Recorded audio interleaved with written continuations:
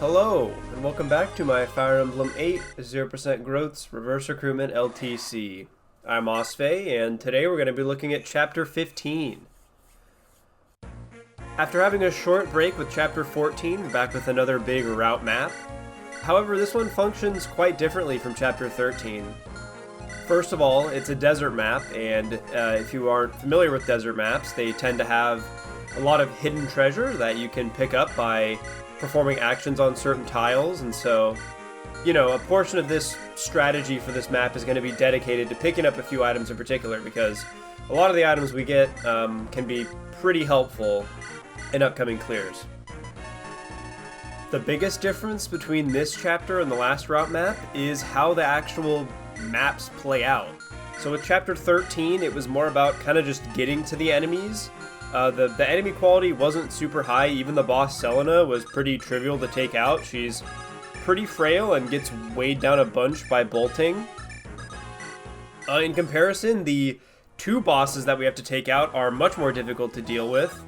And also, a lot of the enemies are just generally tougher to kill.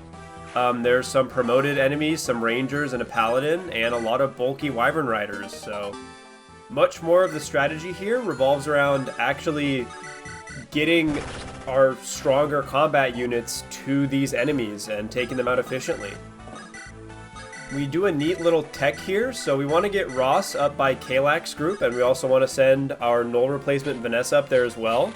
So we have Ross visit the Master Seal village, we have Innis then rescue him, and then we have Vanessa trade the Master Seal over from Ross, take him from Innis, use the Master Seal to promote, and then use the extra move to full move all the way up and land on the tile to grab the body ring. So just a neat little trick there to accomplish a few little goals at once. We also want to send Archer up by Kalak's group, and so we rescue him with Syrene, then give him a dance, and that is mainly just to start clearing out Kalak's group so we can set up the boss kill. He's going to be particularly difficult to kill. He has a Hoplin guard, which means we can't crit him, and that, along with his generally pretty good bulk and avoid from standing on the fort, means that he's just generally hard to take out. It took a lot of kind of sitting down and mathing things out to find a way to, like, get the right amount of damage to actually kill him, and the kill that we land on is actually pretty interesting. It's a joint effort between Syrene, Ross with his Sword Slayer, and Archer, and Myrrh actually kind of makes a little contribution. I haven't talked about her group yet, but they're not going to be super helpful in taking out Kalak's squad. The Innis replacement Gilliam is kind of just too slow, and his movement is just too bad to actually reach Kalak. And then we need Franz to take care of all the enemies in the top right corner of the map. Valter's squad, on the other hand, is a completely different beast. Valter himself isn't super difficult to take out. You know, he's a little less bulky than Kalak, and he's not as dodgy. He doesn't get the avoid boost from standing on the fort since he's a flyer. So he's a little bit easier to take out. We can also crit him. The bigger challenge with dealing with, you know, Valter's area is all the enemies that are nearby. There are a lot of bulky wyvern riders and, you know, 3 promoted enemies. Well, 4 if you include the Berserker, but 3 that we're going to be engaging with as we make our way towards Valter. And that's 2 Rangers and a Paladin, all of which are pretty fast and just generally a lot more difficult to deal with than the weaker unpromoted enemies. There are also 2 Troubadours, which are famously very annoying to deal with in route maps because, you know, they don't attack you, so you have to go out of your way and spend one of your actions to attack them and kill them. One of the Troubadours also has a Berserk staff, so generally just, they're going to be a nuisance to deal with.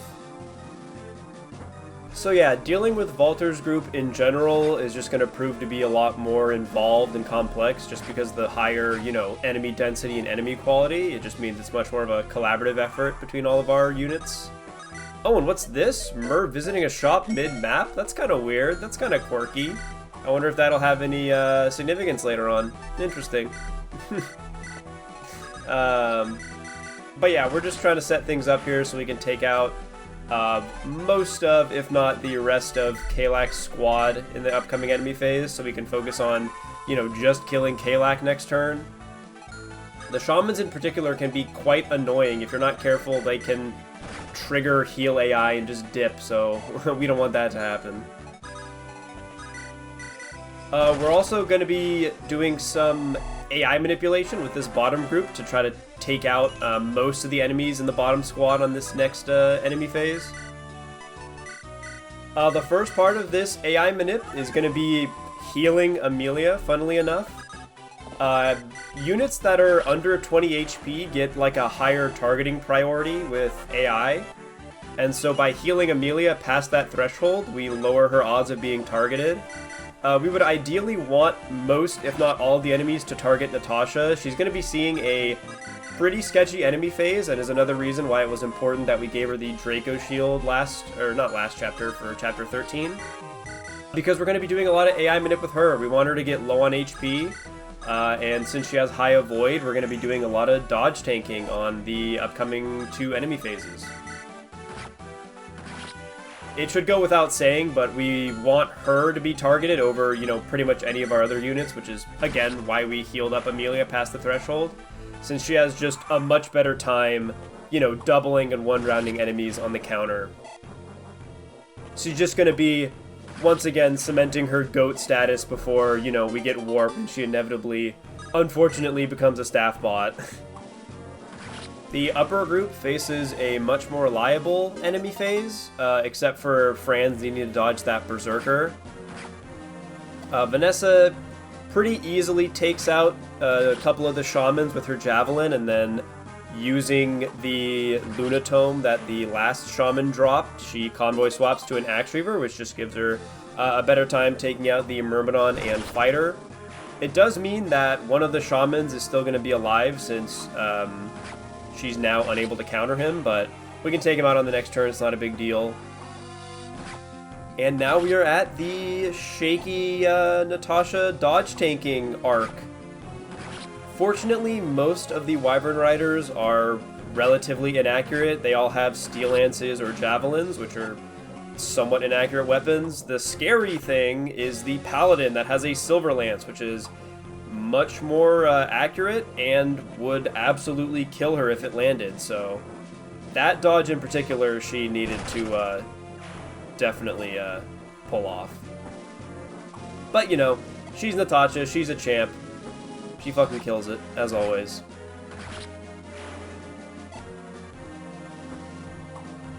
But yeah, we will be wrapping things up next turn. We still have 2 buried treasure items to grab. I haven't really talked about that since I mentioned it at the beginning of the video. But we're going to be grabbing the boots with Cormag, doing a neat little trick where if you use an item with a unit, it still counts. You can still pick up an item and then just canto away afterwards. So just a neat little trick there. Joshua got berserked, unfortunately, but Mulder was ready to go with a Restore Staff, so it all worked out in the end. I have rigged, you know, sleep and berserk dodges in the past, but with all the other crazy shit that went on in this enemy phase, that was kind of just something that I had to accept, and, you know, we had the Restore Staff, we could deal with it. And with that, it is finally time to take out Kalak. So first we picked up the Warp with Syrene. This is the most unreliable part of the kill. We need Ross to dodge one of Kalak's 2 attacks, which is relatively unlikely. And then my favorite part, we had Myr use the Divine that she bought, traded it over to Artur, and then Artur used it to have just enough damage to kill Kalak. But yeah, I loved when I figured that out. I was like doing the math, like adding up all the damage on Kalak, and I saw that, you know, Artur fell just short with the Shine Tome, and then I remembered that that shop sells Divine, and I was like, I could probably make that work, and then, you know, sure enough, it ended up working out, so, I don't know, just, I thought that was a neat little strat there. On to the Volter kill, which is similarly pretty unreliable. We need Natasha to crit Volter, and then dodge his counter with the Spear, which is relatively accurate, and then we finish him off with Cormag.